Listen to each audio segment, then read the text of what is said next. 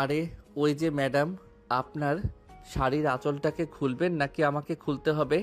পিছন থেকে কেউ একজন হঠাৎ করে এমন কথা বলায় ভীষণ রকম রেগে গেল নদী।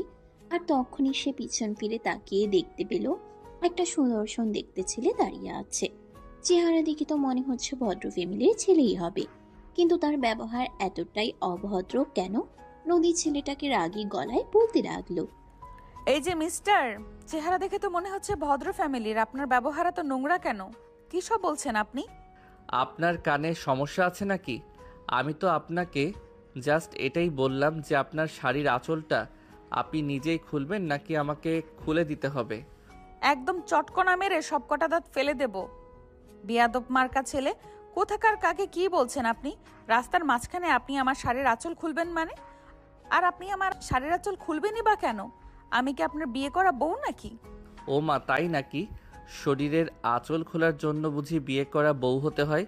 তাহলে চলুন না কাজী অফিসে, এক্ষুনি আপনাকে বিয়ে করে তারপরে আপনার শাড়ির আঁচলটা খুলে দেব। সত্যি আপনি আমাকে বিয়ে করবেন? তাহলে চলুন কাজী অফিসে, আমি এক্ষুনি আপনাকে বিয়ে করব। আমারও বিয়ে করার প্রয়োজন। বলেই নদী আর এক মুহূর্তও দেরি না করে আকাশের হাতটা ধরে টানতে টানতে গাড়িতে নিয়ে বসালো। আর তারপরেই ড্রাইভারকে কার স্টার্ট করতে বলল। ড্রাইভারকে নিয়ে নদী একটা কাজী অফিসের সামনে এসে দাঁড়ালো। আর তারপরে আকাশের হাত ধরে টেনে কাজী অফিসের ভিতরে ঢুকে গেল। আর তখনই কাজী সাহেবকে সবকিছু খুলে বলল, বিয়ের সমস্ত কিছু রেডি করতে বলল। কাজী সাহেব সমস্ত কাগজপত্র রেডি করলে নদী রেজিস্ট্রি পেপারে সাইন করে দিল। আর তারপরে এসে আকাশকে রেজিস্ট্রি পেপারে সাইন করতে বলল। কিন্তু আকাশ তো কোনোভাবেই রেজিস্ট্রি পেপারে সাইন করবে না। এটা দেখে তো নদী ভীষণ পরিমাণ রেগে গেল। আর সে তখনই আকাশকে বলতে লাগলো, ব্যাপার কি সমস্যা?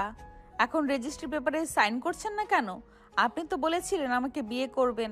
এখন তো আমি রেজিস্ট্রি পেপারে সাইন করে দিয়েছি, আপনিও সাইনটা করে আমাকে আপনার বউ বানিয়ে নিন। তখনই আকাশ নদীকে বলতে লাগলো, আরে আপনার কি মাথায় সমস্যা আছে নাকি? আমি আপনাকে কি বললাম আর আপনি কি আমাকে কি বলছেন? আমি তো সেটাই বলেছি যেটা আপনি আমাকে বলেছেন। এখন নিন, তাড়াতাড়ি রেজিস্ট্রি পেপারে সাইনটা করে দিন, তারপর আমি আপনাকে নিয়ে এই শহর থেকে পালাবো। এইখানে আর থাকার আমার কোনো ইচ্ছে নেই। এই যে ম্যাডাম, আপনি যে পাগল হয়ে গেছেন সেটা কি আপনার বাড়ির লোক জানে? তা না হলে আপনি আপনার বাড়ির নাম্বারটা দিন, আমি তাদেরকে ফোন করে জানিয়ে দিচ্ছি। আরে আমারে পাগলে পাইছে নাকি যে আপনি আমার বাড়িতে ফোন দেবেন? এটা তো আমি কখনোই হতে দেব না। কারণ আমার বাড়ি থেকে আমি পালিয়ে এসেছি, একটা ছেলের সঙ্গে আমার বিয়ের সম্বন্ধ ঠিক করেছে, কিন্তু আমি সেই ছেলেকে বিয়ে করব না। তাই সে আপনি বিয়ে করবেন কি করবেন না সেটা আপনার একান্তই ব্যক্তিগত ব্যাপার, কিন্তু আপনি আমাকে কেন ফাঁসাতে চাইছেন আমি তো সেটাই বুঝতে পারছি না। কি সমস্যা আপনার? সমস্যা একটাই, এখানে আমি এই রেজিস্ট্রি পেপারে সাইন করবেন আপনি, আর আমাকে বিয়ে করবেন। তারপর আমরা এই শহর থেকে অনেক দূরে চলে যাব, আর সেখানে আমাদের ছোট্ট একটা সংসার সাজাবো। আমি আপনাকে বিয়ে করতে পারবো না।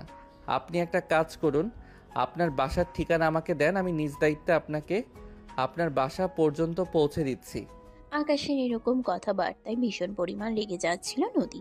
সে কোনোভাবেই নিজের রাগ কন্ট্রোল করতে পারছিল না। তখন ঠাস করে আকাশের গালে একটা চড় বসিয়ে দিয়ে বলতে লাগলো, তো তোমার কি সমস্যা? তাড়াতাড়ি, কখন থেকে আমি ভালোভাবে বলতেছি, আমার কথা কি তোর কানে ঢুকতেছে না নাকি? আমি বললাম না আমি তোরে বিয়ে করব, এখন তুই আমাকে বিয়ে করবি, এটাই শেষ কথা। চুপচাপ রেজিস্ট্রি পেপারে সাইনটা করে দে, তা না হলে কিন্তু একদম খুন করে ফেলবো তোকে, এই বলে দিলাম।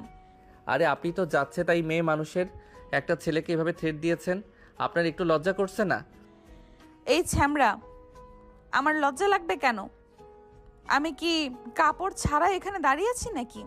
এত কথা বাড়াস না, আমার এত কথা একদম ভালো লাগছে না।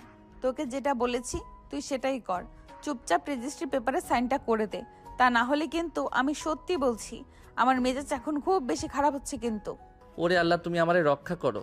আমি কোন পাগলের পাল্লায় পড়ে গেলাম আমি তো সেটাই বুঝতে পারছি না। তোর কোনো কিছু বোঝার কোনো প্রয়োজন নেই, তোকে যেটা বলেছি তুই চুপচাপ সেটাই কর, তা না হলে আমি যেটা বলেছি সেটাই কিন্তু করব, এই তোকে বলে দিলাম। নদী প্রচন্ড পরিমাণে ক্ষিপ্ত হয়ে আকাশকে কথাগুলো বলে তার চোখ দিয়ে যেন আগুনের ফুলকা ঝরে পড়ছিল। আকাশ নদীর দিকে তাকিয়ে ভীষণ রকম ভয় পেয়ে গেল। একটা মেয়ে মানুষ এতটা রাগী হতে পারে সেই প্রথমবার দেখল। যেন এই আগুনের ঝলসানিতে পুরো একটা সাম্রাজ্য ঝলসে দেওয়ার মতো ক্ষমতা রাখে এই মেয়েটা। আকাশ ভীষণ রকম ভয় পেয়ে গেল নদীর এরকম কাহিনী দেখে। তাই সে আর কোনো কথা না বলে চুপচাপ রেজিস্ট্রি পেপারে সাইনটা করে দিল। আকাশ রেজিস্টার পেপারে সাইনটা করে দেওয়ার পরেই নদী বলতে লাগলো, এই তো গুড বয়। এখন তুই শুধু আমার শাড়ির আঁচল নয়, পুরো শাড়িটাই খুলতে পারিস। তবে এখানে খুলবি নাকি বাসায় গিয়ে? বলতেই আকাশ তার ঘড়ির হুকের সঙ্গে লেগে থাকা নদীর শাড়ির আঁচলটা খুলে দিয়ে বলতে লাগলো, এই নিন আপনার শাড়ির আঁচল, আমি আমার ঘড়ির হুক থেকে খুলে দিয়েছি। এবার আপনি আপনার পথে যেতে পারেন আর আমি আমার পথে। মানে এসব তুই কি বলছিস? আমি তো কিছুই বুঝতে পারছি না। সবকিছু আমার মাথার উপর দিয়ে যাচ্ছে। মানে হলো এটাই যে আপনার শাড়ির আঁচলটা আমার ঘড়ির হুকের সঙ্গে লেগে আটকে গিয়েছিল, আর আমি আপনাকে এটাই খুলতে বলেছিলাম, কিন্তু আপনি আমার পুরো কথাই শুনেননি। নদীর মাথায় যেন আকাশ ভেঙে পড়ল। সে কখনো এমনটা ভাবতেই পারেনি তার সঙ্গে এরকম কিছু হতে পারে। আর সে এরকম একটা বোকামি কর্মকাণ্ড করে বসবে। তাই সে আকাশকে বলতে লাগলো, আরে ওই হারামজাদা, তোর ঘড়ির হুকের সঙ্গে আমার শাড়ির আঁচল আটকে গেছে, এটা তুই আমাকে আগে বলবি না? এতক্ষণে তোর বলার সময় হলো? আমি আপনাকে কখন বলবো? আপনি কি আমাকে বলার মতো সময় আর সুযোগ দিয়েছেন নাকি? আমি তো সেই কখন থেকে আপনাকে এটাই বলার চেষ্টা করছিলাম যে আপনার শাড়ির আঁচলটা আমার ঘড়ির হুকের সঙ্গে আটকে আছে, কিন্তু আপনি তো আমাকে সেই সুযোগটাই দিলেন না বলার জন্য। আর এখন আপনি উল্টে আমাকেই ঝাড়ি দিচ্ছেন, এটা তো একদম ঠিক হচ্ছে না। তোরে কি ঝাড়ে দিতে আমার স্বাদ লাগছে নাকি? তুই এই ছোট্ট একটা কথা আমাকে বলতে পারলি না, এখন কি না বলছিস আমি আমার পথে যাবো আর তুই তোর পথে যাবি? তুই কি সবটা মগের মুল্লুক পেয়েছিস নাকি? আরে বড্ড আজব মানুষ তো আপনি। আমি কখন বললাম যে আমি মগের মুল্লুক পেয়েছি? আপনি তো নিজেই আমাকে মগের মুল্লুক পেয়েছেন। যেভাবে ইচ্ছে হচ্ছে সেভাবে আমাকে নাচাচ্ছেন। দেখ, একদম বেশি কথা বলিস না, তাহলে কিন্তু আমি সত্যিই তোকে খুন করে ফেলবো। তখনই আকাশ নদীকে থামিয়ে দিয়ে বলতে লাগলো, একদম আপনি আমার সঙ্গে অভদ্র আচরণ করার চেষ্টাও করবেন না। একটু আগেই আপনি আমাকে বিয়ে করেছেন, সেটা ভুলে যাবেন না। আপনি আমার বিয়ে করা বউ, তাই আমার সঙ্গে ভদ্র আচরণ করুন। হ্যাঁ, আমি তোর বিয়ে করা বউ, সেটা আমার মাথায় আছে। তবে তুই হয়তো একটা কথা ভুলে গেছিস। তুই যখন কাজীকে নিজের বয়স বলছিলি, তখন আমি জানলাম তুই আমার চাইতে 2 বছরের ছোট। হোয়াট? হ্যাঁ, একদমই তাই। আমার ডেট অফ বার্থ 2001 আর তোর ডেট অফ বার্থ 2003। মানে আমি আমার থেকে সিনিয়র একটা মেয়েকে বিয়ে করেছি, তাও আবার এভাবে হুট করে? আপনার মতো দজ্জাল মার্কা একটা মেয়েকে? একদম দিব কানের নিচের 2টা। তুই দজ্জাল কাকে বলছিস? যে নিজের বিয়ে করা বরকে কানের নিচে দিতে পারে সে তো দজ্জাল ছাড়া আর কিছুই হতে পারে না। যাই হোক, এখন কোথায় যাবেন সেটা বলেন। কোথায় আবার যাব? তুই আমাকে তোর বাসায় নিয়ে যাবি, আর না হলে অনেক দূরে কোথাও চলে যাব, যেখানে আমার ফ্যামিলির কেউ আমাকে খুঁজে পাবে না। I am so sorry madam, আপনাকে আমি আমার বাসায় নিয়ে যেতে পারবো না। আমার আব্বু আম্মু যদি জানতে পারে আমার বড় ভাইকে রেখে আমি বিয়ে করে নিয়েছি, তাহলে এমনিতেই আমাকে বাড়ি থেকে বের করে দেবে। তার উপর আবার যদি তারা এটা জানতে পারে যে আপনি আমার থেকে বয়সে বড়, তাহলে তো আর রক্ষে নেই। আচ্ছা, তোর কোনো আত্মীয়র বাড়ি নেই যেখানে গিয়ে আমরা কয়েকদিন থাকতে পারবো? এই শহরে আত্মীয় স্বজনের আমার অভাব নেই। আমার সমস্ত আত্মীয় স্বজন এই শহরে থাকে, কিন্তু আপনাকে নিয়ে যাওয়া যাবে না ম্যাডাম, কারণ আমার বাসায় যেতে আধা ঘন্টা লেট হলেই আমার আম্মু অলরেডি সমস্ত আত্মীয় স্বজনের বাসায় খোঁজ খবর নেওয়া শুরু করে দেন। ধুর, মাথাটাই হ্যাং হয়ে আসছে। কি করব কিছুই বুঝতে পারছি না। কোথায় যাব, কোথায় থাকবো? আচ্ছা চল, একটা চায়ের দোকানে গিয়ে বসে 1 কাপ চা খাই, আর ততক্ষণে মাথাটা ফ্রেশ করে একটু চিন্তা ভাবনা করি কোথায় যাওয়া যায়। এই বলে নদী আকাশকে নিয়ে সামনে একটা টং দোকানে বসে চা খেতে লাগলো। বেশ কিছুক্ষণ পর হঠাৎ করে নদী আকাশকে বলতে লাগলো, চল আমরা দুজন আমার মামার বাড়ি চলে যাই, সেখানে আমরা দুজন সেফলি কিছুদিন থাকতে পারবো। তারপর আমাদের দুজনের কিছু একটা ব্যবস্থা করে সেখান থেকে চলে যাব। আচ্ছা ঠিক আছে, তাই চলুন। এটা ছাড়া তো এখন আর কিছুই করার নেই। হ্যাঁ, তাই চল। এই বলে নদী আকাশকে নিয়ে সামনের দিকে এগিয়ে গেল।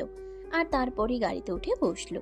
নদী গাড়িতে ওঠার সঙ্গে সঙ্গে ড্রাইভারকে বলতে লাগলো, এইখানে 100 টাকা আছে, এটা দিয়ে রিক্সা ভাড়া দিয়ে আপনি বাসায় চলে যাবেন। আর আম্মু যদি আমার ব্যাপারে কিছু জিজ্ঞেস করে বলবেন কোথায় গেছে জানি না। কিন্তু ম্যাডাম, আপনি কোথায় যাচ্ছেন সেটা বলে যান। আপনি কি কানে শুনতে পান না নাকি? আপনাকে আমি কি বললাম, তারপরও আপনি আমাকে প্রশ্ন করছেন কেন? না মানে আসলে ম্যাডাম, আমি তো এখান থেকে যাওয়ার পর আপনার বাড়িতে প্রত্যেকটা মানুষ আমাকে প্রশ্ন করবে আপনার ব্যাপারে, তখন আমি কি বলবো? বলবেন আমি জাহান্নামে গেছি। বাই দ্য ওয়ে, গাড়ি লাগবে না, আপনি গাড়ি নিয়ে চলে যান। আমি যদি গাড়ি নিয়ে যাই তাহলে তো আমার গাড়ির জিপিএস ট্র্যাক করে জেনে যাবে আমি কোথায় আছি। এই নিন, আমি আমার মোবাইলটাও রেখে যাচ্ছি। এই বলে নদী নিজের মোবাইল আর কারের চাবি ড্রাইভারের হাতে তুলে দিয়ে আকাশকে নিয়ে গাড়ি থেকে নেমে গেল। আর তারপর ড্রাইভারকে চলে যেতে বলল। ড্রাইভার তখনও সেখানে দাঁড়িয়ে আছে। নদী আকাশের হাতটা ধরে একটা রিকশায় নিয়ে গিয়ে বসলো। আর তারপরে আকাশ নদীকে বলতে লাগলো, এভাবে হুটহাট করে সিদ্ধান্ত নেওয়াটা আমাদের একদমই ঠিক হয়নি। জেনে বুঝে সিদ্ধান্ত নেওয়া উচিত ছিল। তাহলে তুই আমাকে নিয়ে তোর বাসায় চল, তাহলে তো সব সমাধান হয়ে যাবে। আপনি পাগল নাকি? আমি তো বললাম আপনাকে নিয়ে আমাদের বাসায় যাওয়া যাবে না। আব্বু আম্মু আমাকে মেরেই ফেলবে। তাহলে অত কথা বলছিস কেন? চুপচাপ রিক্সায় বসে থাক, আমি যেখানে নিয়ে যাচ্ছি সেখানে যাবি। এই বলে নদী আর আকাশ রিকশায় করে বাস স্টপেজে চলে আসলো। তখন প্রায় সন্ধ্যা 7টার বেশি বাজে। নদী আকাশকে দাঁড় করিয়ে রেখে বাস কাউন্টারে চলে গেল টিকিটের ব্যাপারে কথা বলার জন্য। প্রায় 10 মিনিট পর নদী ফিরে আসলো হাতে দুটো টিকিট। কিছুক্ষণ পরে বাস ছাড়বে, তাই নদী আকাশকে বলতে লাগলো, চল, সামনেই একটা ছোট্ট রেস্টুরেন্ট আছে, সেখান থেকে কিছু খেয়ে নেওয়া যাক। পৌঁছাতে পৌঁছাতে প্রায় সকাল হয়ে যাবে, আর রাস্তায় খাবার কিছু পাওয়া যাবে না। হ্যাঁ না মানে আসলে আমি তো বাইরের খাবার খেতে পারি না, আমার পেট ব্যথা করে। এই দেখ, একদম ন্যাকামি করিস না, ন্যাকামি আমার একদম ভালো লাগে না। এখানে তোকে হোমমেড খাবার কে দেবে? চুপচাপ চল তো আমার সঙ্গে। এই বলে আকাশ রেস্টুরেন্টে যেতে না চাইলো নদী তাকে জোর করে টেনে রেস্টুরেন্টের ভিতরে নিয়ে ঢুকে গেল। আর তারপর ওয়েটারকে ডেকে তাদের দুজনের জন্য খাবার অর্ডার করলো। নদী খাবার খেতে শুরু করলো, কিন্তু আকাশ চুপচাপ বসে আছে, কিছু একটা নিয়ে চিন্তা করছে। তখনই হঠাৎ করে আবারও নদী তাকে বলতে লাগলো, কিরে, কি ব্যাপার? তুই এইভাবে চুপচাপ বসে আছিস কেন? খাবার সামনে নিয়ে। আমার খেতে ইচ্ছে করছে না, আপনি প্লিজ খেয়ে নিন, আমাকে জোর করবেন না। মামার বাড়ির আবদার পেয়েছিস নাকি? টাকা গাছে ধরে না। আমি টাকা দিয়ে খাবার অর্ডার করেছি, তুই খাবি না মানে? চুপচাপ খাবারটা খেয়ে নে বলছি। আমার খেতে ইচ্ছে করছে না, আমি কিভাবে খাবো?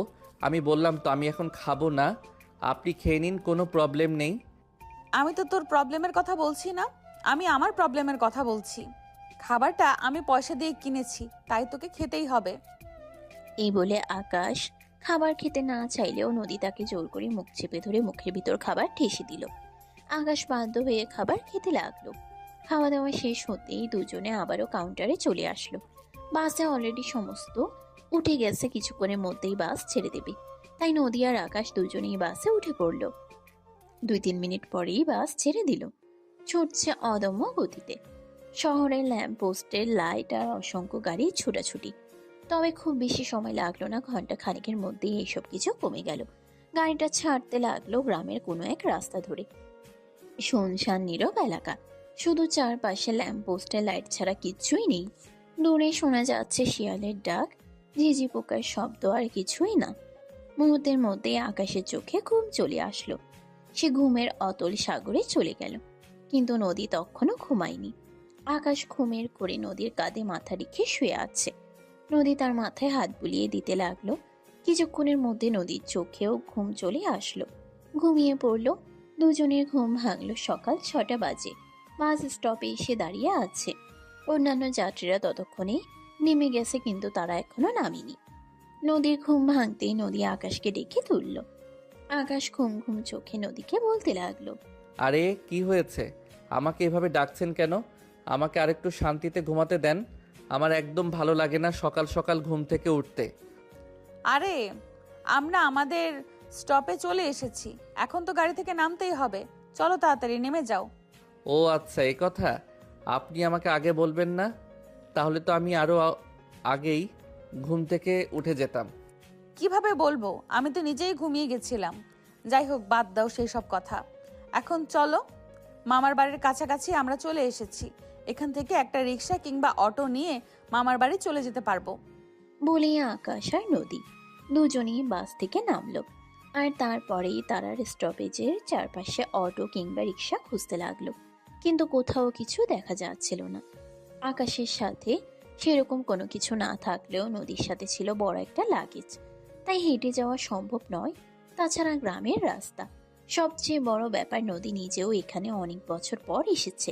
সেই ছোটবেলায় এসেছিল মামার বাড়িতে, তারপর অনেক বছর আর এখানে আসা হয় না। এর পেছনে অবশ্য কিছু কারণও রয়েছে, কিন্তু সেগুলো এক্ষুনি আপনাদের না বলি। অনেক খোঁজাখুঁজি করার পর একটা রিক্সা পাওয়া গেল, আর সেটাতেই উঠে গেল আকাশ আর নদী দুজনে। তবে ভাড়া দ্বিগুণ দিতে হলো, তাতেও কোনো আফসোস নেই নদীর। কিছুক্ষণের মধ্যেই নদীর মামার বাড়ির সামনে এসে রিক্সাটা দাঁড়ালো। গ্রামের বাড়ি, তবে বাইরের পরিবেশ দেখে মনে হচ্ছে পুরনো জমিদার বাড়ি। বাড়ির সামনে বিশাল এক বাঁধানো পুকুর পাড়, চারপাশে বিভিন্ন রকমের গাছগাছালি, আম, জাম, কাঁঠাল আর সুপারি গাছ। চারপাশটা সবুজে সবুজে মম হয়ে আছে, দেখতে ভীষণই সুন্দর লাগছে। নদী আকাশের হাত ধরে সামনের দিকে এগোতে শুরু করলো। বাড়ির মেইন গেটে পৌঁছাতেই নদী দেখতে পেল সদর দরজা টপকে তার মামা বাড়ি থেকে বের হচ্ছেন। নদী তার মামাকে ডেকে চিনতে পারলেও তার মামা তাকে প্রথমে চিনতে পারেনি, কারণ সে ছোটবেলায় ভাগ্নেকে দেখেছিলেন। তাই তিনি নদীকে বলতে লাগলেন, এই এই কে আপনারা? এভাবে সকালবেলা আমাদের বাড়িতে ঢুকছেন কেন? আরে মামা, আমি তোমার ভাগ্নি নদী, শহর থেকে এসেছি। আমাকে তুমি চিনতে পারোনি? হ্যাঁ, আমার ভাগ্নি, নাম নদী, কিন্তু আপনি যে আমার ভাগ্নি সেটা আমি নিশ্চিত হব কিভাবে? আরে মামা, তুমি তো দেখছি আচ্ছা ভুলো মনের। এই যে দেখো, আমার হাতে একটা বার্থ মার্ক রয়েছে। এটা দেখে নিশ্চয়ই তুমি আমাকে চিনতে পারবে। তখনই নদীর মামা নদীর হাতের দিকে তাকালো। একদমই তাই, এটাই তো উনার ভাগ্নি নদী। সেই ছোটবেলা থেকে এই দাগটা নদীর হাতে রয়েছে, তাই তিনি খুব সহজেই নিজের ভাগ্নিকে চিনে নিলেন। আর তারপরেই তিনি নিজের ভাগ্নিকে জড়িয়ে ধরে বলতে লাগলেন, কিরে মা, এতদিন পরে মামার কথা মনে পড়লো? তোর মা না হয় আমার প্রতি একটু রেগে আছে, কিন্তু তুই তো আমার অনেক আদরের ভাগ্নি ছিলি। তুই অন্তত আমাদের কাছে আসতে পারতি। আর বলো না মামা, পড়াশোনা নিয়ে ভীষণই ব্যস্ত ছিলাম, কোথাও বেড়াতে যাওয়ার মতো সময় হয়ে ওঠেনি। যাই হোক, এবার চলে এসেছি, অনেকদিন থাকবো এখানে। ও আচ্ছা, সে ঠিক আছে, কোনো সমস্যা নেই। তোর যতদিন ইচ্ছে তুই এখানে থাক। এই বাড়িতে তো তোরও একটা ভাগ আছে। বাই দ্য ওয়ে, তোর সঙ্গে ছেলেটাকে? মামা, তুমি কি সব প্রশ্ন এখানে দাঁড়িয়ে দাঁড়িয়ে আমাকে করবে, নাকি বাড়ির ভেতরেও যেতে দেবে? অবশ্যই, কেন যেতে দেব না? চল চল ভেতরে চল, ভেতরে গিয়ে কথা হবে। এখন আর কোনো কথা নয়। এই বাবা, চলো বাড়ির ভেতরে। এই বলে নদীর মামা নদী এবং আকাশ দুজনকে নিয়ে বাড়ির ভিতরে প্রবেশ করলো। বিশাল বড় এক ড্রয়িং রুম, জয়েন্ট ফ্যামিলিতে যেরকমটা হয়ে থাকে আর কি, সবাই মিলে এক বাড়িতে থাকলে। নদীর মামা নদী আর আকাশকে ড্রয়িং রুমে বসতে দিল, আর তারপরেই নদীর মামিকে ডাকতে শুরু করলো। এই, কই গেলা? একবার এদিকে আসো, দেখো কে এসেছে। ফজরের নামাজ শেষ করে সবেমাত্র রান্নাঘরে ঢুকেছিলেন নদীর মামি। নিজের স্বামীর ডাক শুনে তাড়াতাড়ি করে ড্রয়িং রুমে ছুটে এলেন, আর তারপরে বলতে লাগলেন, কি ব্যাপার, কি হয়েছে? তুমি আবার বাড়িতে ফিরে আসলা কেন? আমি না বললাম তাড়াতাড়ি করে বাজারে যাও? তুমি বাজার থেকে আসলে রান্না করব। আরে বাবা, সে তো যাবই, আগে দেখো না আমি কাকে নিয়ে এসেছি। তাদের সঙ্গে তুমি কথা বলো, তারপর আমি যাচ্ছি। তুমি আবার কাকে নিয়ে এসেছো? আমাদের তো কোনো আত্মীয় স্বজন আসার কথা নেই, তাহলে আবার কে আসলো? আরে শহর থেকে আমার ভাগ্নি এসেছে, বড় আপার মেয়ে নদী এসেছে। আরে কি বলো তুমি? তাদের সঙ্গে তো অনেক বছর আমাদের কোনো যোগাযোগ নেই। হঠাৎ করে আবার বড় আপার মেয়ে কোথা থেকে আসলো? তোমার কি মাথা টাথা সব খারাপ হয়ে গেছে নাকি? আরে না, একদমই নয়, আমার মাথা একদম সম্পূর্ণ ঠিক আছে। তুমি একবার এদিকে এসে দেখবে তো, তারপর তো আমাকে বলবে। কই দেখি বড় আপার মেয়ে, কই? বলেই নদী থেকে এগিয়ে এলেন তার মামি। নদীও উঠে গিয়ে মামিকে জড়িয়ে ধরলো, বিনিময় করলো, তারপর বেশ কিছুক্ষণ গল্পগুজব করলো। আর এদিকে আবারও নদীর মামি নদীর মামাকে তাড়া দিতে লাগলো তাড়াতাড়ি করে বাজারে যাওয়ার জন্য। এমনিতেই বাজারে যেতে হতো, তারপর আবার বাড়িতে নতুন মেহমান এসেছে বলে কথা, তাই তিনি নিজের স্বামীকে তাড়াতাড়ি করে বাজারে পাঠালেন। আর তাড়াতাড়ি করে ফিরে আসতে বললেন। নদীর মামাও তখন আর কোনো দেরি না করে তাড়াতাড়ি করে বাড়ি থেকে বের হয়ে বাজারে চলে গেলেন। সকালের বাজারে সবকিছুই টাটকা টাটকা পাওয়া যায়, তাই তিনি বাজার থেকে ফ্রেশ কিছু মাছ আর সবজি তরকারি কিনে নিয়ে বাড়িতে ফিরে আসলেন।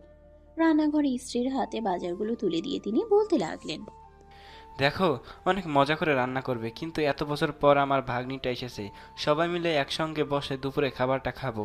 তার আগে আমাকে নাস্তা দাও। আমার ভাগ্নিটা অনেক দূর থেকে এসেছে, সারা রাত হয়তো রাস্তায় কিছুই খেতে পাইনি। আরে বাবা, ঠিক আছে, আমার নাস্তা বানানো কমপ্লিট হয়ে গেছে। তোমরা টেবিলে বসো, আমি সবাইকে নাস্তা দিচ্ছি একসঙ্গে। বলেই তিনি নাস্তা নিয়ে টেবিলে চলে আসলেন। আর তারপরে একে একে ফ্যামিলির সবাই জয়েন করতে লাগলো। আর সেখানে যেন অষ্টম আশ্চর্যের মতো তাকিয়েছিল সবাই। নদী দেখে কেউ ভাবতেই পারছিল না এত বছর পর হঠাৎ নদী নানার বাড়িতে আসবে। বাড়িতে এমনও সদস্য আছে যারা জীবনে এই প্রথমবার নদীকে দেখছে। নদীর ছোট মামি এবং তার মামাতো ভাই বোনেরা, একটা মাত্র মামাতো বোন আছে যে নদীর সঙ্গে ছোটবেলাটা কাটিয়েছে এই বাড়িতে। তার নাম তিশা। সে বিয়ে করে শ্বশুর বাড়িতে চলে গেছে। অন্য মামাতো বোনেরা যারা এই বাড়িতে আছে তাদের সঙ্গে নদীর জীবনে এই প্রথমবার দেখা হয়েছে। সবাই এক এক করে নদীকে প্রশ্ন করছিল। তখনই নদীর মামা সবাইকে ধমক দিয়ে বলতে লাগলো, আরে এসব কি শুরু করেছো তোমরা? পাগল হয়ে গেছো নাকি? মেয়েটা এত দূর থেকে এসেছে, আগে তাকে নাস্তাটা করে নিতে দাও, একটু বিশ্রাম করতে দাও, তারপর তোমাদের যা প্রশ্ন করার করো। আরে মামা, তুমি ওদেরকে বকছো কেন? ওরা তো এই প্রথমবার আমার সঙ্গে একই টেবিলে নাস্তা করছে। ওরা আমাকে চিনতে পারেনি, তাই আমাকে প্রশ্ন করছে। হ্যাঁ, সে ঠিক আছে, প্রশ্ন কি পরে করা যাবে না? এখন খাবার টেবিলে বসে এত কথা বলতে হবে? খাবার টেবিলে বসে কোনো কথা নয়, সবার খাওয়া শেষ করো, তারপর কথা হবে। নদীর মামার ধমক শুনে কেউ আর কোনো কথা বলার সাহসী পেল না। সবাই খাবার খাওয়ায় মনোযোগ দিল। খাওয়া শেষ হলে সবাই ড্রয়িং রুমে এসে বসলো। নদীকে সবাই ঘিরে ধরলো, এক একজন এক এক রকম প্রশ্ন করতে লাগলো। আর নদীও সবাইকে উত্তর দিতে লাগলো। ঠিক ওই মুহূর্তেই নদীর মামা আবারও নদীর পাশে এসে বসলেন। তারপর নদীকে বলতে লাগলেন, কি ব্যাপার আম্মাজান, আপনার সাথে ওটা কে? আপনি তো আমাকে বললেন না। মামা, তোমাকে সব বলবো, কিন্তু এখন কিছুই বলা যাবে না। তুমি আমার সঙ্গে একটু বাইরে চলো। ঠিক আছে আম্মাজান, তাই চলেন। এই বলে নদী, আকাশ আর নদীর মামা তারা তিনজনে বাড়ির বাইরে পুকুর পাড়ে চলে আসলো। পুকুরের পাড়ে বসার মতো জায়গা করা ছিল, সেখানেই তিনজন বসলো। আর তারপরেই নদী তার মামার হাত দুটো শক্ত করে চেপে ধরে বলতে লাগলো, মামা, আসলে আমি বুঝতে পারছি না তোমাকে ব্যাপারটা কিভাবে বলবো, কিন্তু এই মুহূর্তে যদি তোমাকে সাথে ব্যাপারটা শেয়ার না করি তাহলে ভীষণ অন্যায় হয়ে যাবে। আম্মাজান, ভয় পাওয়ার কিছু নেই। আমি আপনার আব্বু আম্মুর মতন নই। আমাকে আপনি নির্দ্বিধায় যে কোনো কিছু শেয়ার করতে পারেন। আমি আমার জায়গা থেকে যতটা সম্ভব আপনাকে সাহায্য করব। আসলে মামা, হয়েছে কি, অতঃপর নদীর সমস্ত ঘটনা তার মামাকে খুলে বলল। সবকিছু শুনে তার মামা বেশ কিছুক্ষণ চুপ করে রইলেন। আর তারপরেই নদীর মাথায় হাত বুলিয়ে দিয়ে বলতে লাগলেন, ঠিক আছে আম্মাজান, এসব কিছু নিয়ে আপনাকে কোনো চিন্তা করতে হবে না। যা হবার হবে সবটা আমি সামলে নেব। আর আপনার আব্বু আম্মু কোনো কিছু জানবে না।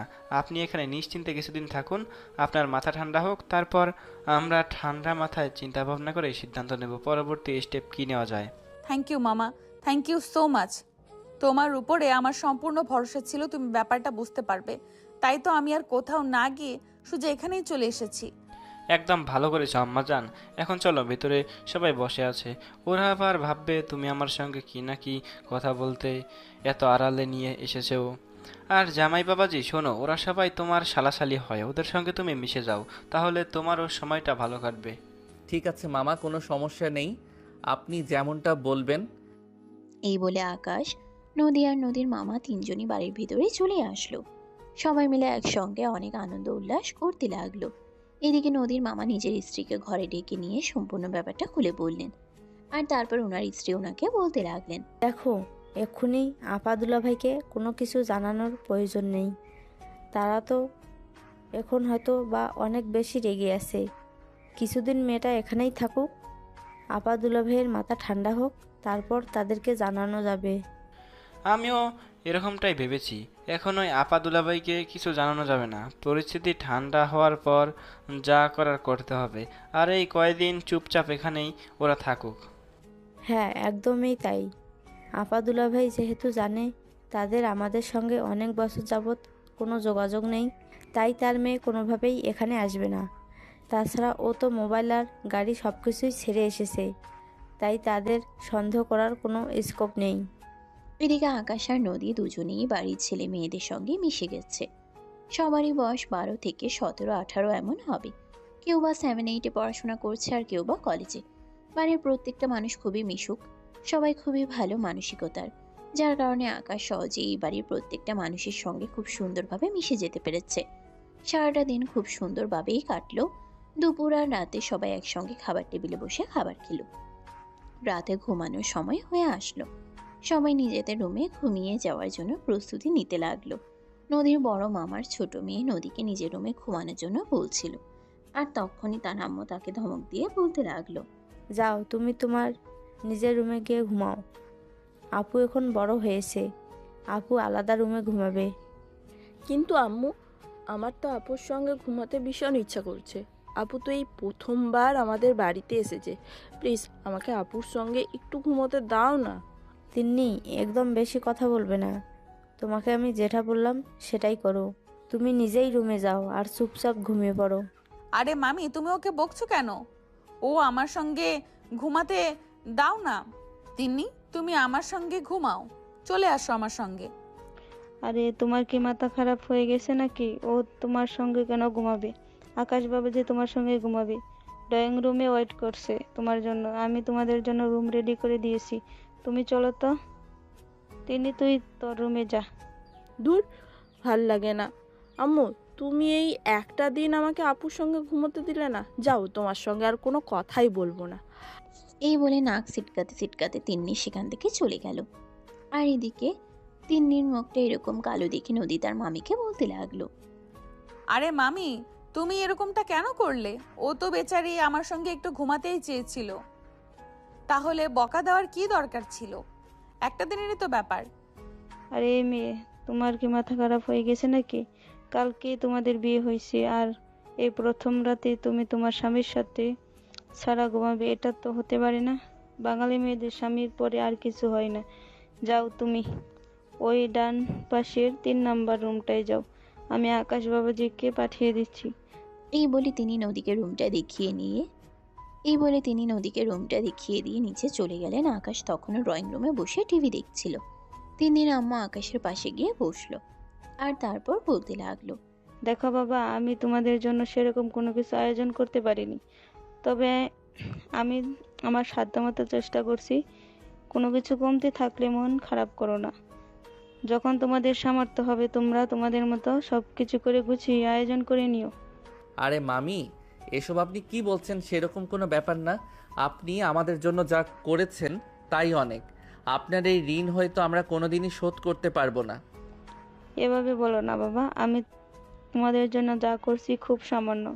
কি করব বলো বাবা, আমরা গ্রামের মানুষ, আমাদের তো আর এত বুদ্ধিশুদ্ধি নেই কিনা। বাদ দিন না সেসব কথা। আপনারা সত্যিই অনেক ভালো মানুষ।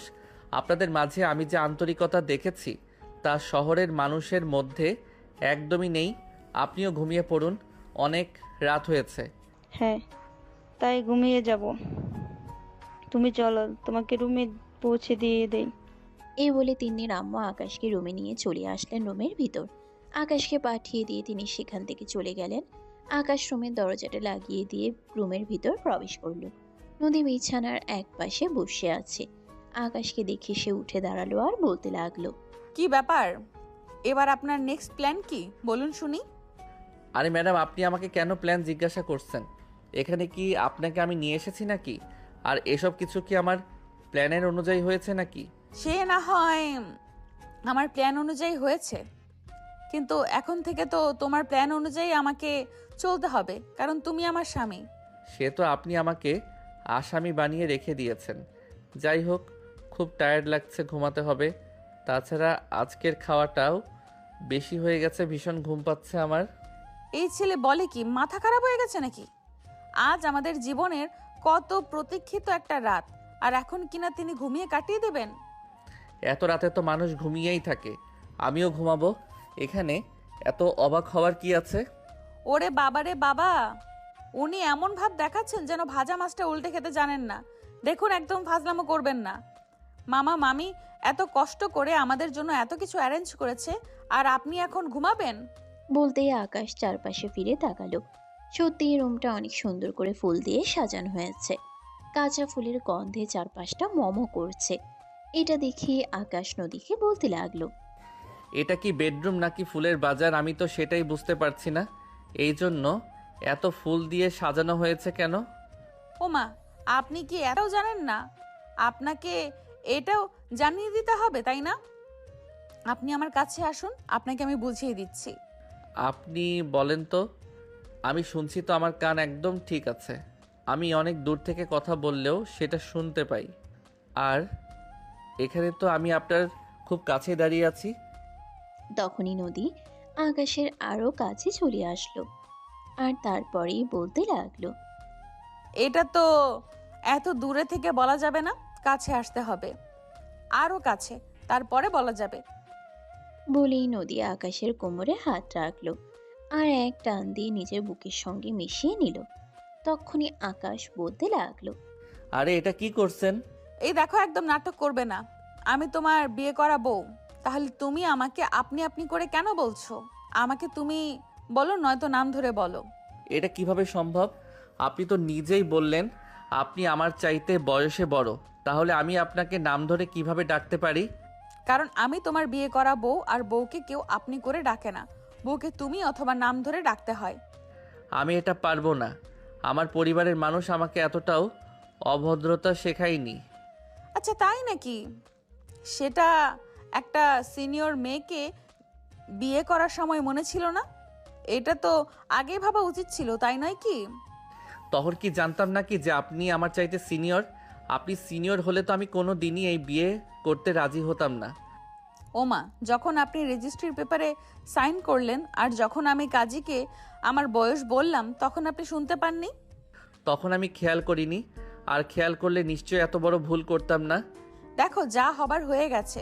এইসব পিছনে একদম ক্যাচাল করবে না, আমার মাথা খারাপ করবে না, তাহলে কিন্তু খুব খারাপ হয়ে যাবে, এই বলে দিলাম। এখন যেটা বলছি চুপচাপ সেটাই করো। হ্যাঁ, আমিও তো সেটাই বললাম। আমার ভীষণ ঘুম পাচ্ছে, এখন ঘুমাতে হবে। একদম চুম্মা দিয়ে বিশ্বাস বন্ধ করে দেব, এই বলে দিলাম। বেয়াদব মার্কা ছেলে কোথাকার। আবার আমাকে বকেন কেন? আমি কি করলাম? এই দেখো, আরেকবার যদি তুই আমাকে আপনি করে ডেকেছিস, তাহলে তোর মুখ আমি একদম সেলাই করে দেব। আল্লাহ গো, তুমি আমারে বাঁচাও। তুমি আমারে কোন দোজকে নিয়ে ফেলে দিয়েছো? আমি তো নিঃশ্বাস নিতেই ভুলে যাচ্ছি। হ্যাঁ, তুই সেটাই কর, তুই মরে যা, তোর মরে যাওয়াই উচিত, হারামজাদা কোথাকার। বলেই প্রচন্ড পরিমাণে রেগে গিয়ে বিছানার একপাশে বসে পড়ল নদী।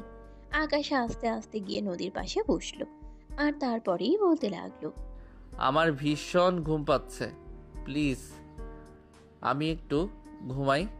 হ্যাঁ, যা, তুই তাই কর না। আমার সঙ্গে কেন বকবক করছিস? আমি তোর বকবকানি আর সহ্য করতে পারছি না। আমার চোখের সামনে থেকে দূর হ, হারামজাদা। আকাশ নদীর সঙ্গে আর কোনো কথা না বলে চুপচাপ সেখান থেকে চলে গেল। বিছানার একপাশে গিয়ে শুয়ে ঘুমিয়ে পড়ল। এদিকে নদীর আগে ফুসফুস করছে, এই ছিল বুঝি কপালে? এত প্রতীক্ষার একটা জিনিস জীবনে এভাবে নষ্ট হয়ে গেল, এটা সে ভাবতেই পারছে না। ভীষণ রাগ হচ্ছে তার, কিন্তু কিছুই করার নেই। ততক্ষণে আকাশ ঘুমের রাজ্যে রাজত্ব করতে চলে গেছে। নদী বিছানার একপাশে শুয়ে পড়ল, ছটফট করতে লাগলো, কিন্তু তার কোনোভাবেই চোখে ঘুম আসছিল না। তখনই তার মনে একটা দুষ্ট বুদ্ধি এঁটে গেল। সেও হাল ছেড়ে দেওয়ার মতো পাত্রী নয়, সে নিজের জিনিসটা যেভাবেই হোক নিজের করে নেবেই। ছোটবেলা থেকেই এরকম জেদি মেয়েই নদী। তার চোখে পড়লে সেই জিনিসটাকে সে কখনোই নিজের চোখের সামনে থেকে হারিয়ে যেতে দেয় না। এবারেও এরকমটাই হয়েছে। ঘুমন্ত আকাশের বুকের উপর শুয়ে পড়ল নদী, আর তারপরে তার ঠোঁট দুটোতে ইচ্ছে মতো চুমু খেতে লাগলো। হঠাৎ করেই বুকের উপর ভারী কিছু অনুভব আর ঠোঁটে উষ্ণ কিছুর অনুভবে ঘুম ভেঙে গেল আকাশের। চোখ মেলে তাকিয়ে দেখতে পেল নদী তার দুই ঠোঁটে ইচ্ছে মতো চুমু খাচ্ছে। তার মাথাটাকে বালিশের সঙ্গে শক্ত করে চেপে ধরে রেখেছে। আকাশ চাইলেও টু শব্দ করতে পারছে না, আর নিজের শরীরটাকে নড়াচড়াও করতে পারছে না, কারণ নদী তার বুকের উপর শুয়ে আছে তাই। প্রায় 5 মিনিট পর নদী আকাশের ঠোঁট দুটো ছেড়ে দিল। আকাশ নদীর কবল থেকে ছাড়া পেয়ে হাঁপাতে শুরু করলো। কোনো রকম ধাক্কা দিয়ে নদীকে বুকের উপর থেকে সরিয়ে দিয়ে উঠে বসলো। আর তারপরেই নদীকে বলতে লাগলো, এ আপনি মানুষ নাকি অন্য কিছু? আরেকটু হলে তো আমি মরেই যেতাম। একদম চুপ।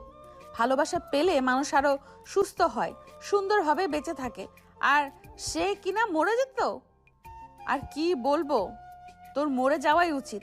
যে বউকে ভালোবাসতে পারে না তার বেঁচে থাকার কোনো অধিকার নেই।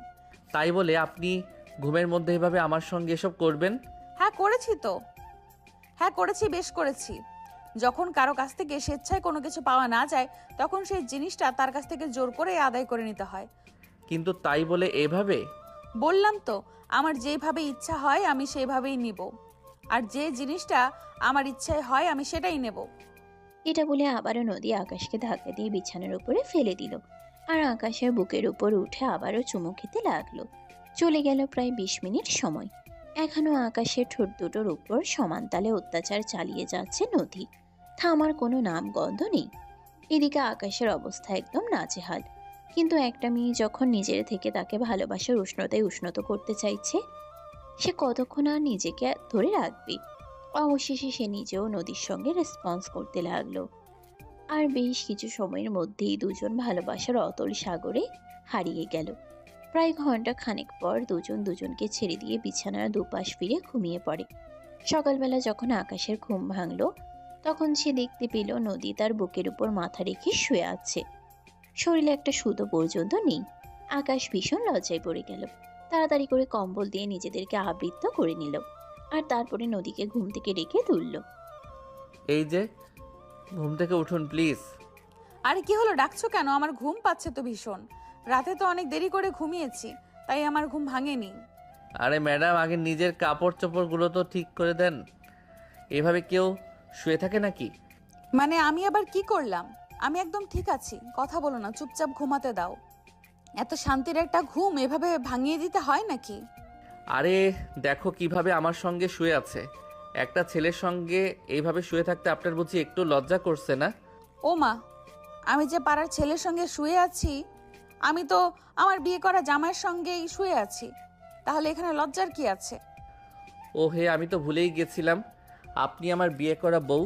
যাই হোক, দয়া করে এখন আপনি আমার বুকের উপর থেকে নামুন। আমার নিঃশ্বাস নিতে কষ্ট হচ্ছে।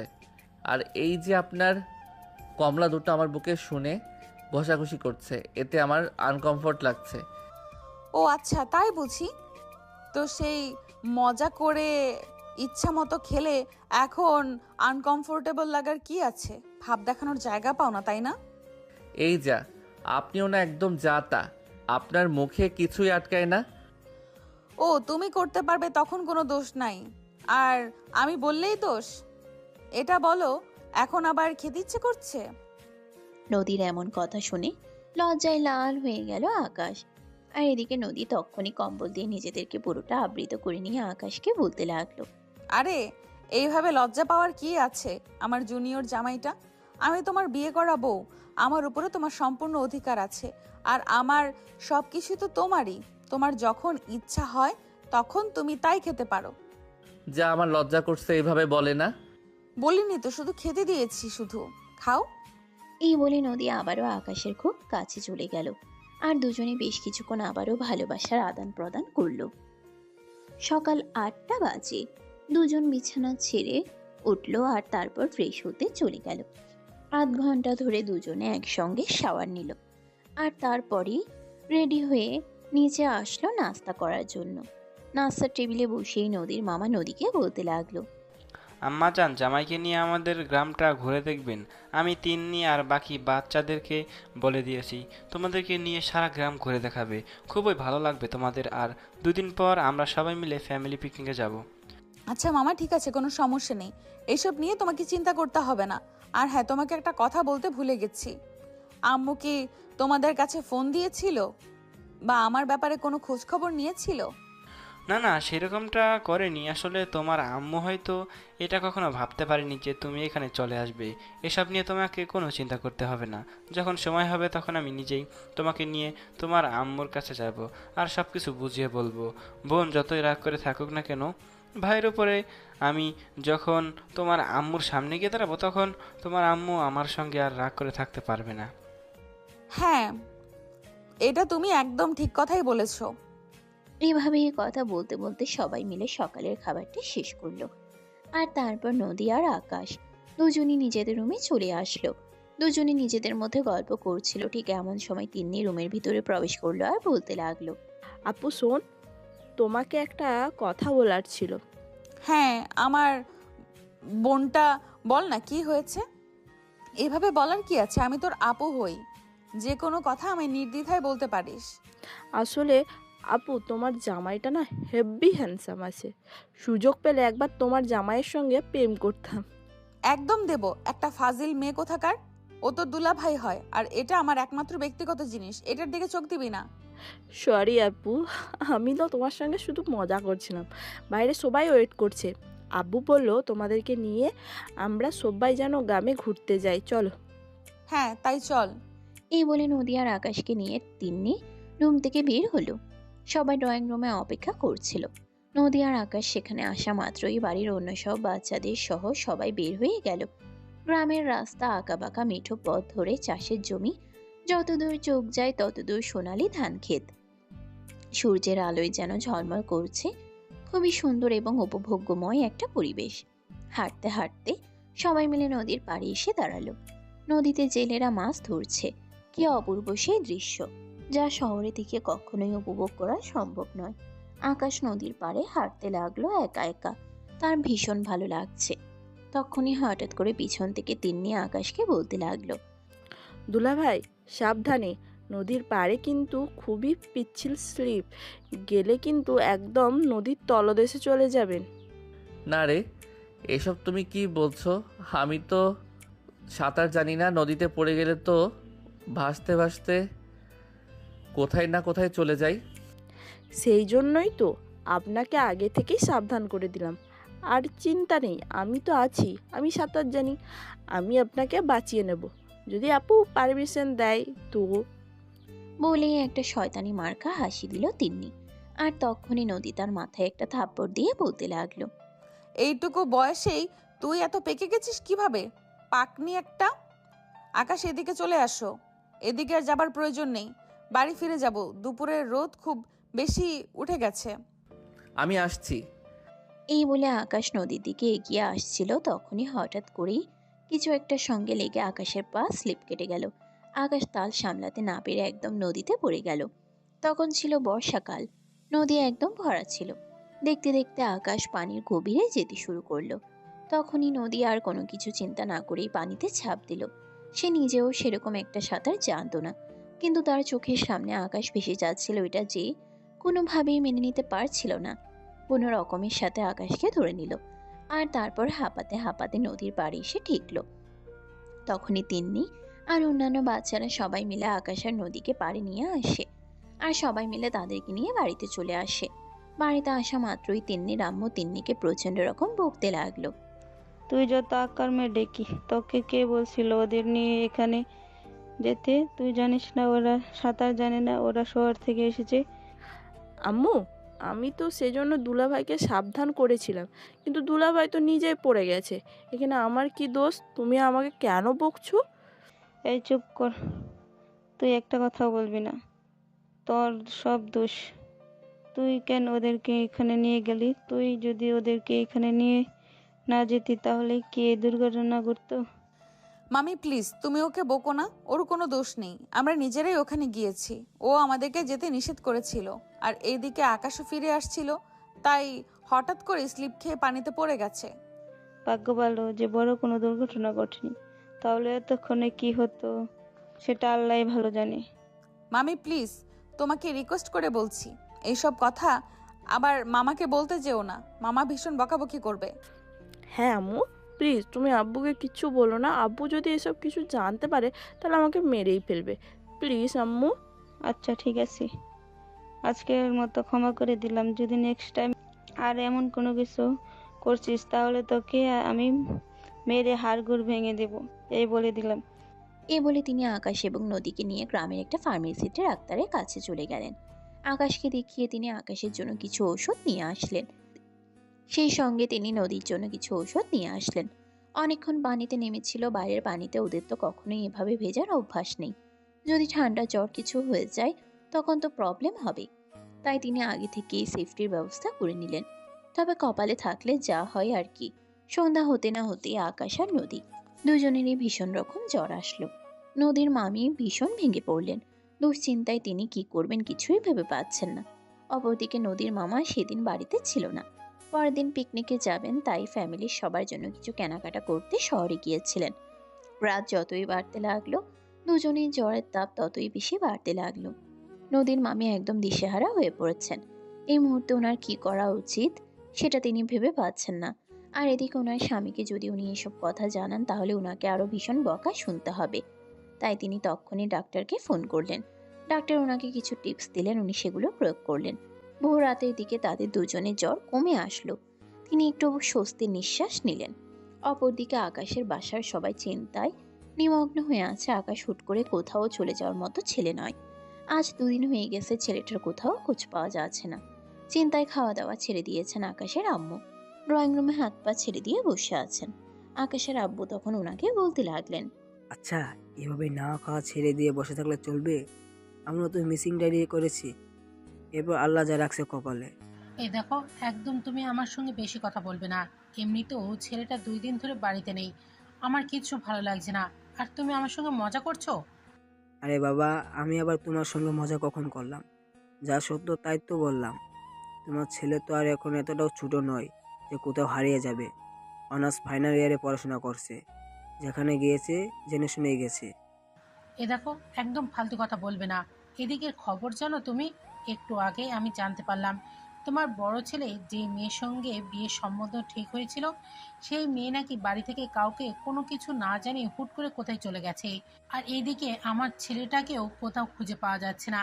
সব অকাজ কি আমার সঙ্গে হয়? ওদের মেয়ে হয়তো কারোর সঙ্গে সম্পর্ক ছিল, তাই সে ছেলের সঙ্গে পালিয়ে চলে গেছে। কিন্তু তোমার ছেলে তো কারোর সঙ্গে সম্পর্ক নেই, তাহলে তোমার ছেলে কই গেল? সেটাই তো সবচাইতে অবাক করা ব্যাপার। কারণ আমার ছেলে তো কখনোই কোনো মেয়ের সঙ্গে রিলেশনে যায়নি। তাহলে আমার ছেলে কোথায় গেছে আমি তো সেটাই ভেবে পাচ্ছি না। দেখো, কোথাও গিয়ে কোনো কাজ করলে হয়তো এতক্ষণে বাসায় ফোন আসতো, বা কোনো কিডন্যাপার যদি তাকে নিয়ে আটকে রাখতো, তাহলে টাকা পয়সার জন্য হলেও ফোন তো আসতো। হ্যাঁ, এটাই তো সবচাইতে অবাক করার ব্যাপার। এখনো পর্যন্ত কোনো ফোন কল পর্যন্ত আসলো না। এখন আমি ছেলেটাকে কোথায় খুঁজবো? দুজনের মাঝখানে এভাবেই কথা চলতে লাগলো। কিছুক্ষণ পরেই আকাশের বড় ভাইয়া সেখানে আসলো। তার মনটা ভীষণ খারাপ। অলরেডি সে খবরটা জেনে গেছে। তার যেই মেয়েটার সঙ্গে বিয়ের সম্বন্ধ ঠিক হয়েছিল সেই মেয়ে বাড়ি থেকে চলে গেছে। ছোটবেলা থেকে আকাশের বড় ভাইয়া বাবা মার পছন্দে বিয়ে করবে সেজন্য কখনো রিলেশন পর্যন্ত করেনি। আর এখন কিনা বাবা মা যে মেয়ের সঙ্গে বিয়ের সম্বন্ধ ঠিক করেছে সেই মেয়ে বিয়ের 1 সপ্তাহ আগে হুট করে কোথায় চলে গেছে। এটা মেনে নিতে পারছে না সে। কেন তার সঙ্গে এরকমটা হলো এটাই সে কোনোভাবে ভেবে উঠতে পারছে না। ড্রয়িং রুমে আসতেই আকাশের আম্মু তাকে ধরে কান্না করতে শুরু করে দিল আর বলতে লাগলো, আমাদের সঙ্গে এসব কি হচ্ছে বাবা? আমি তো কিছুই বুঝতে পারছি না। আম্মু, আমিও কিছু বুঝতে পারছি না কি হচ্ছে এসব। আল্লাহ কি সমস্ত ঝামেলা আমাদেরকে দিতে পছন্দ করেন নাকি? এখন তো সেটাই মনে হচ্ছে বাবা। তুই ভেঙে পড়িস না। আমরা তোর জন্য অন্য মেয়ে দেখবো। সে না হয় ঠিক আছে, কিন্তু আমার ভাইটা কোথায় গেল? ভাইটার আবার কোনো বিপদ আপদ হলো কিনা সেটা নিয়েই তো সবচাইতে বেশি চিন্তায় আছে। বাবা, সেটা নিয়েই তো আমাদেরও চিন্তা হচ্ছে, কিন্তু কি করব কিছুই তো ভেবে পাচ্ছি না। কোনো খোঁজ খবর ছাড়া তো আমরা কোথাও গিয়ে খুঁজতেও পারবো না। তাছাড়া আমাদের যতদূর সম্ভব ততদূর খোঁজার চেষ্টা করছি, কিন্তু কোনোভাবেই তো পাচ্ছি না। না তো কোনো বন্ধুর বাসায় আছে, আর না তো কোনো আত্মীয় বাসায় তাহলে গেল কোথায়? চিন্তা করো না আব্বু, আল্লাহর কাছে নামাজ পড়ে দোয়া করো যেন আল্লাহ তার কিছু না হোক, আমার ভাইটাকে আমাদের কাছে ফিরিয়ে দিক, তাতেই আমাদের চলবে। হ্যাঁ রে বাবা, তুই একদম ঠিক কথাই বলেছিস। আল্লাহর কাছে আমাদের আর কিছুই চাওয়া নেই। আল্লাহ শুধু আমার ছেলেটাকে ভালোই ভালোই আমার কাছে ফিরিয়ে দিলেই হবে। এই বলে আকাশের আম্মু আবারও কাঁদতে শুরু করলো। এইদিকে সকাল 10টা বাজে নদীর মামা শহর থেকে ফিরে এসেছেন। বাসায় এসে তিনি নদীকে ডাকতে শুরু করলেন। নদীর গায়ের জ্বর তখনও পুরোপুরি সারেনি। সে বিছানায় শুয়ে আছে, উঠতে পারছে না। শরীরে প্রচন্ড ব্যথা করছে। আম্মাজান, কোথায় আপনি? ড্রয়িং রুমে আসুন একবার। নদীর মামার গলার আওয়াজ শুনে বাড়ির সবাই ড্রয়িং রুমে চলে আসলেও নদী আর আকাশ তখনও ড্রয়িং রুমে আসেনি।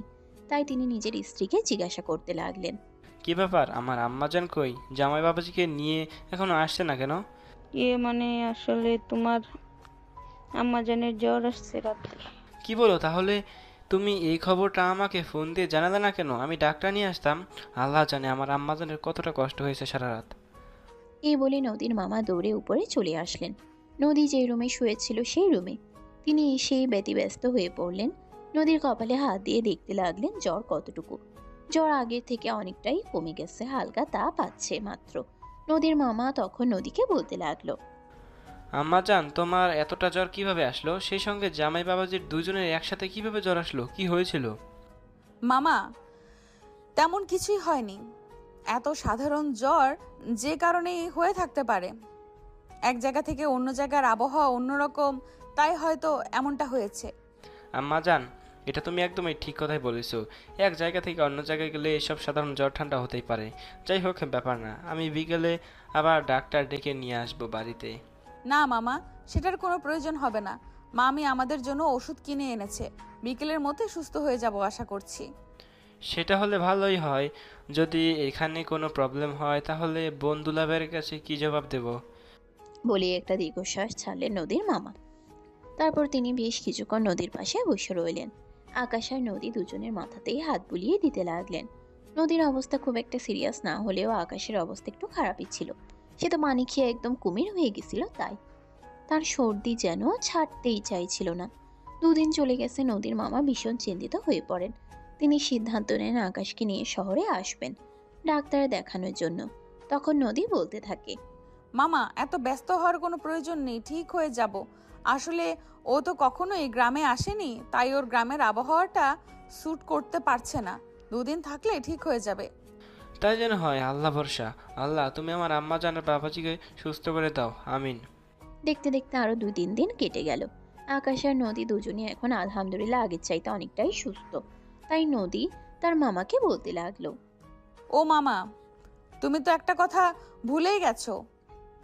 আমাদের না ফ্যামিলি পিকনিকে যাওয়ার কথা ছিল। তুমি তো একদম সবকিছুই ভুলে বসে আছো। চলো না আমরা কালকে পিকনিকে যাই। তখনই পাশ থেকে তিন্নি সহ বাড়ির অন্যান্য বাচ্চারাও বলতে লাগলো, হ্যাঁ হ্যাঁ, আমরা সবাই কালকে পিকনিকে যেতে চাই। আব্বু প্লিজ আমাদেরকে নিয়ে চলো না। আচ্ছা ঠিক আছে, তোমরা সবাই নিজেদের জিনিসপত্রগুলো গুছিয়ে নাও। আমরা কালকে এই পিকনিকে যাব। সবাই মিলে অনেক মজা করব, আনন্দ উল্লাস করব। হুররে, খুব মজা হবে। বলেই তিন্নি নদীকে জড়িয়ে ধরে নদীর কানে কানে বলতে লাগলো, আপু, তোমাকে একটা কথা বলার ছিল। তোমার জামাইটাকে একেবারের জন্য না দিলেও পিকনিকে গিয়ে কয়েকটা ছবি তোলার জন্য দিও প্লিজ।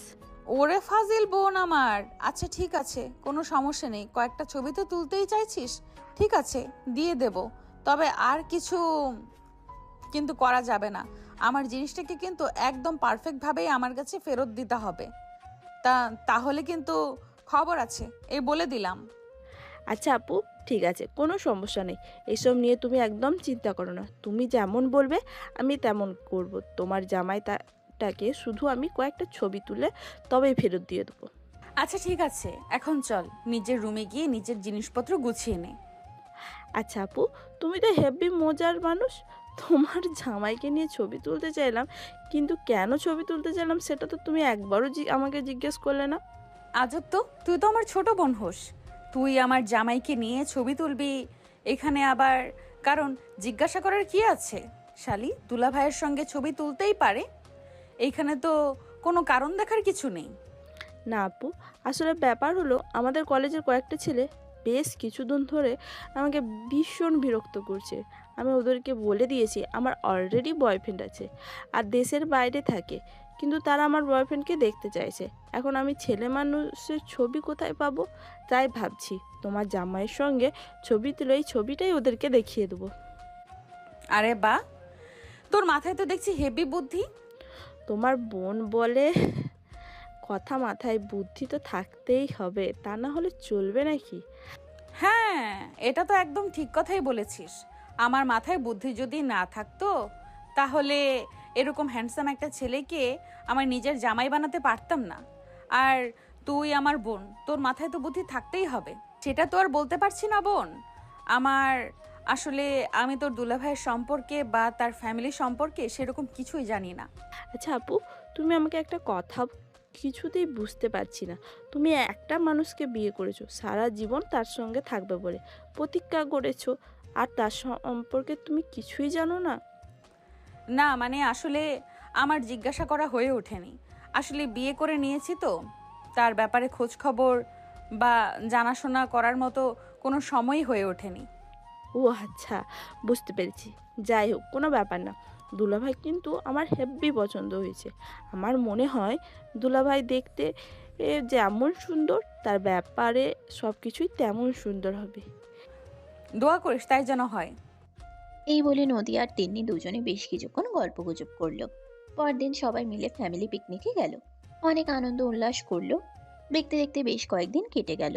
হঠাৎ করে সেদিন আকাশ হুট করেই বলতে লাগলো, বাসার জন্য আমার ভীষণ মন খারাপ লাগছে। কতদিন হয়ে গেল আব্বু আম্মুর সঙ্গে কথা বলি না। আম্মুকে ভীষণ মিস করছি। তুমি কি বাসায় যাবা? কিভাবে বাসায় যাব সেটাই তো ভেবে পাচ্ছি না। বাসায় গেলেই তো জিজ্ঞাসা করবে আমি এতদিন কোথায় ছিলাম, তখন আমি কি উত্তর দিব?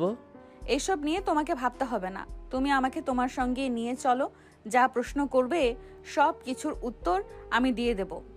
কিন্তু আমার তো মনে হয় না আমার ফ্যামিলি কোনোদিন তোমাকে মেনে নেবে।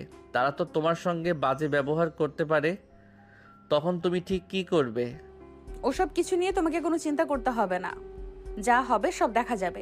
আমি সব কিছু সামলে নেব। তুমি এখন চলো তো আমার সঙ্গে। মামার সঙ্গে কথা বলি, আমরা কালকে ঢাকায় ব্যাক করব। আচ্ছা ঠিক আছে, চলো আগে মামার সঙ্গে কথা বলি। মামা কি বলে সেটা আগে জেনে নেওয়া যাক, তারপর সিদ্ধান্ত নেওয়া যাবে।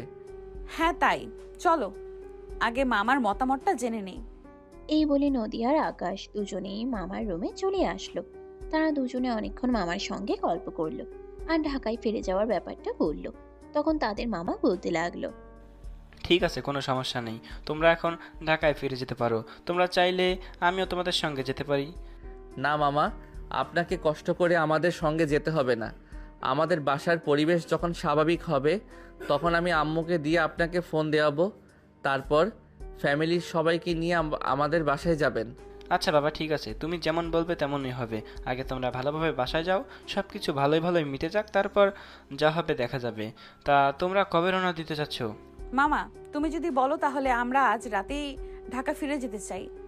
আচ্ছা ঠিক আছে, কোনো সমস্যা নেই, আমি কাউন্টারে কথা বলে রাখবো, তোমাদের জন্য টিকিটের ব্যবস্থা করে রাখবে। আচ্ছা মামা, ঠিক আছে, ধন্যবাদ। এই বলে আকাশ আর নদী দুজনে নিজেদের রুমে চলে আসলো। নদী নিজেদের জিনিসপত্র গোছাতে শুরু করলো।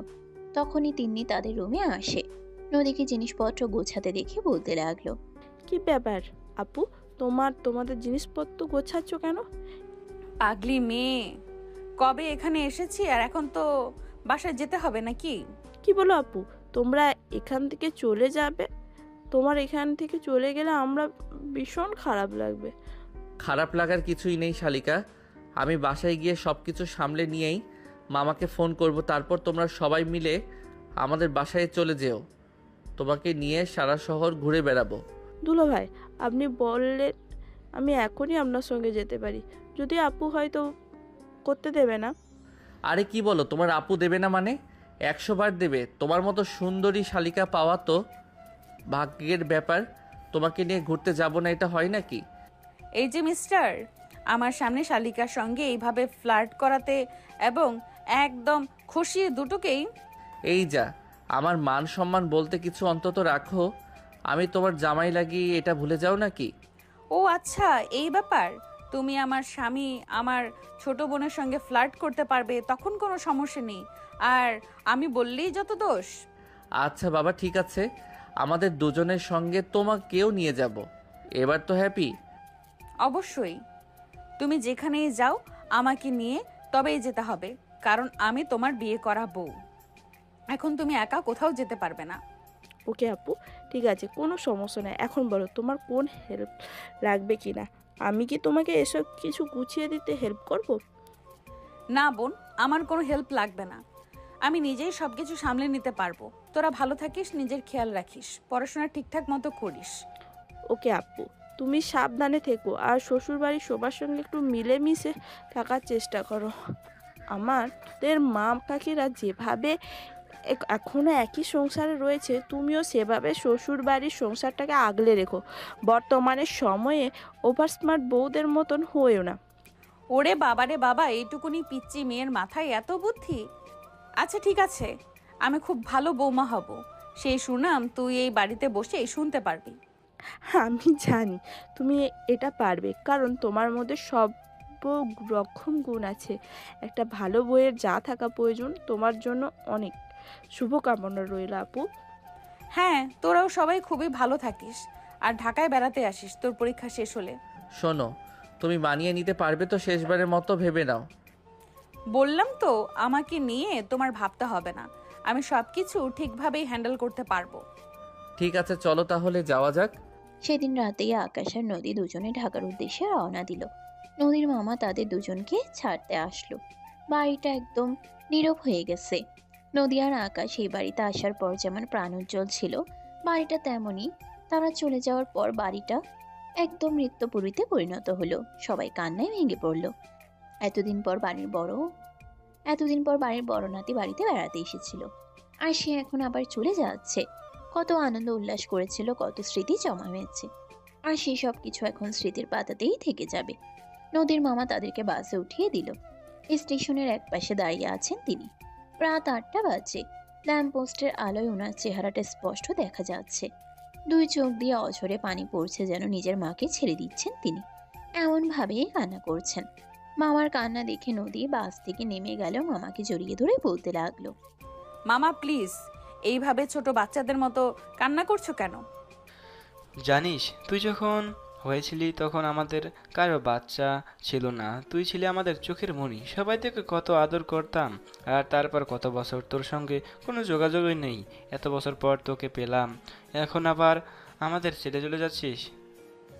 মামা, এখন আমি বড় হয়েছি, আমার বিয়ে হয়েছে, শ্বশুর বাড়ি আছে, আমাকে তো এখন যেতেই হবে। আর চিন্তা করছো কেন? শ্বশুর বাড়িটাকে সামলে নিই, তারপর আবার আসবো। ঠিক আছে মা, ভালো থাকিস, খুব ভালো থাকিস, তোদের দুইজনের জন্য অনেক দোয়া রইল। যা, বাস ছেড়ে দিবে হয়তো এখনই। বলেই তিনি আবার অন্যদিকে বাসে উঠিয়ে দিলেন।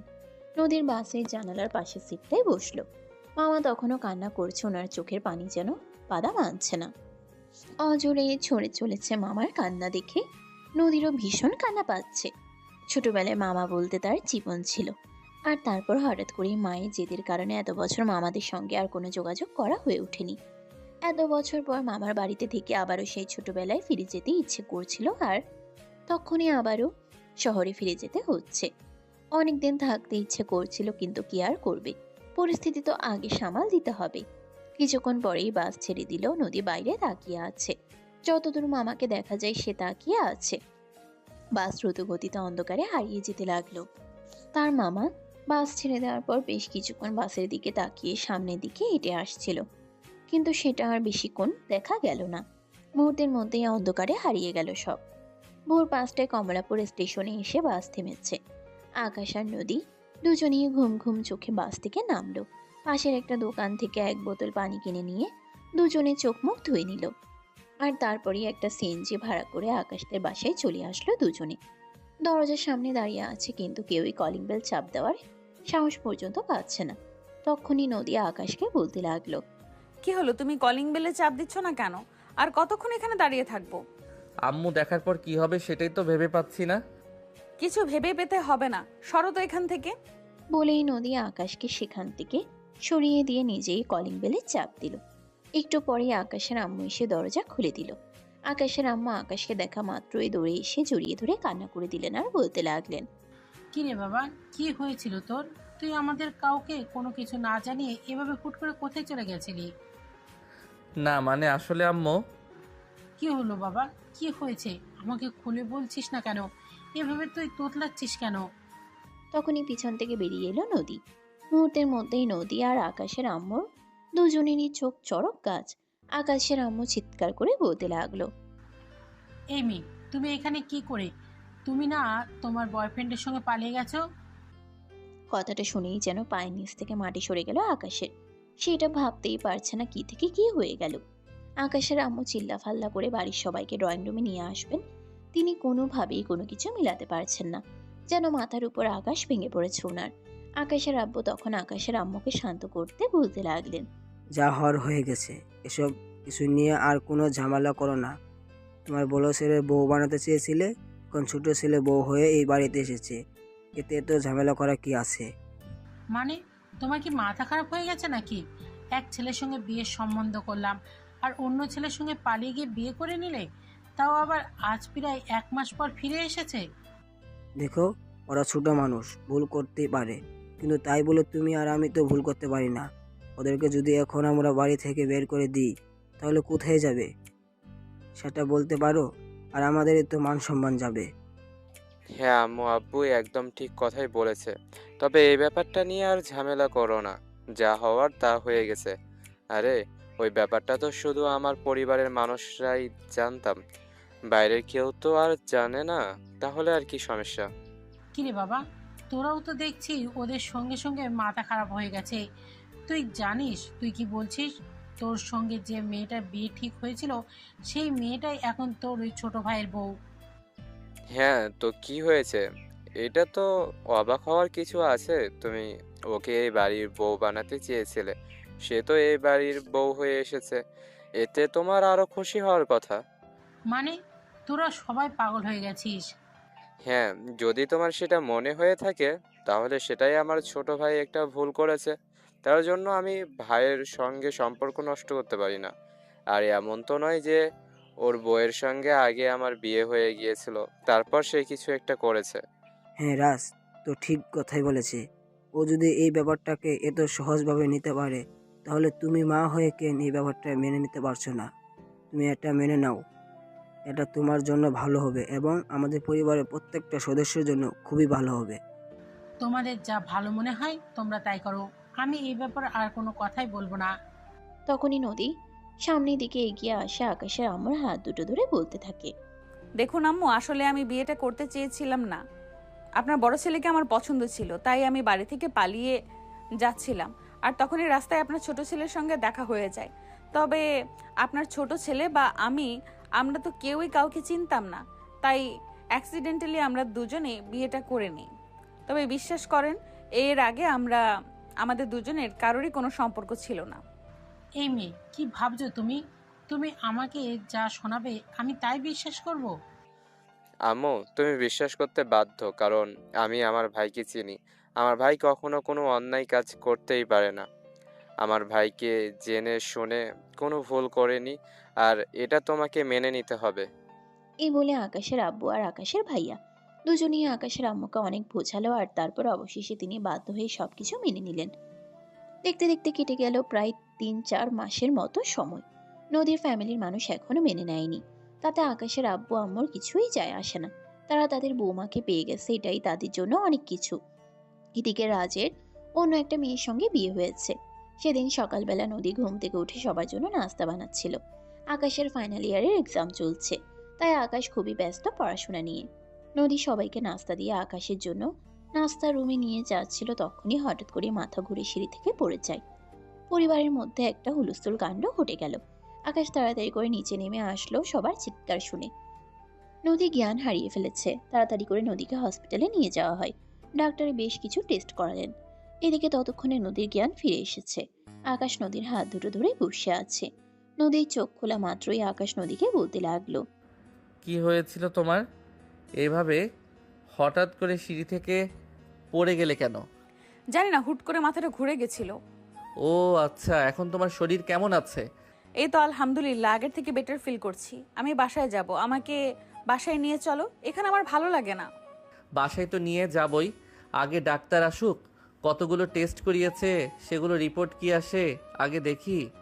বলতে না বলতেই ডাক্তার রিপোর্টগুলো হাতে নিয়ে কেবিনে প্রবেশ করলো। আকাশ উঠে দাঁড়ালো আর ডাক্তারকে বলতে লাগলো, কি ব্যাপার ডাক্তার, আমার বউয়ের কি হয়েছে? সব কিছু ঠিক আছে তো? হ্যাঁ অবশ্যই ঠিক আছে, সেই সঙ্গে একটা খুশির খবরও আছে। ও মা, তাই নাকি? কি সেই খুশির খবর? কংগ্রাচুলেশন, আপনার ওয়াইফ প্রেগনেন্ট। কি বলেন ডক্টর, সত্যি বলছেন তো? অবশ্যই, আপনার সঙ্গে মিথ্যা কেন বলবো। Thank you doctor, thank you so much. এই বলেও ডাক্তারের কেবিন থেকে বের হয়ে চলে গেল। এদিকে আকাশ তখনই দৌড়ে এসে নদীকে জড়িয়ে ধরে বলতে লাগলো। থ্যাংক ইউ ম্যাডাম, আমাকে এত বড় একটা খুশির সংবাদ জানানোর জন্য। তোমাকেও থ্যাংক ইউ আমাকে মাতৃত্বের স্বাদ অনুভব করানোর জন্য। ম্যাডাম, তবে এখন থেকে আপনাকে অনেক সাবধানে থাকতে হবে। বাড়িতে কোনো কাজ করা চলবে না। ভাবি আছে, আম্মু আছে, তারা সব সামনে নেবে, আর আপনি শুধু রেস্ট করবেন। তুমি কি পাগল নাকি? আমি বাড়ির বউ, সংসারের কাজ না করলে আমার একদম ভালো লাগবে না। এই দেখো, একদম বেশি কথা বলবে না। আমি যা বলবো তোমাকে তাই মেনে নিতে হবে। তুমি ভুলে যেও না আমি তোমার জামাই লাগি। যথা আজ্ঞা জামাই যান, আপনি যেমন বলবেন তেমনই হবে। হাজার হোক তুমি আমার 10টা না, 5টা না, একটা মাত্র বউ। আমার সারা পৃথিবী একদিকে, তুমি একদিকে।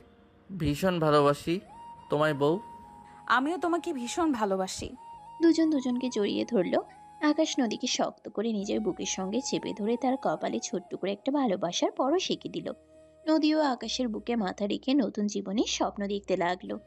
আর এইভাবেই শুরু হলো তাদের নতুন জীবনের পথ চলার দুষ্টু মিষ্টি একটা ভালোবাসার গল্প। সুপ্রিয় ভিউয়ার্স, আমাদের আজকের গল্পটা এই পর্যন্তই ছিল। গল্পটা আপনাদের কাছে কেমন লেগেছে ছোট্ট একটা কমেন্টে জানাবেন। ভালো লাগলে লাইক, কমেন্ট এবং শেয়ার করে পাশেই থাকবেন। নতুন নতুন ভালোবাসার গল্প পেতে আমাদের চ্যানেলটিকে সাবস্ক্রাইব করবেন। এতক্ষণ সব দেখার জন্য ধন্যবাদ। সবাই ভালো থাকবেন, সুস্থ থাকবেন। আল্লাহ হাফেজ। সমাপ্ত।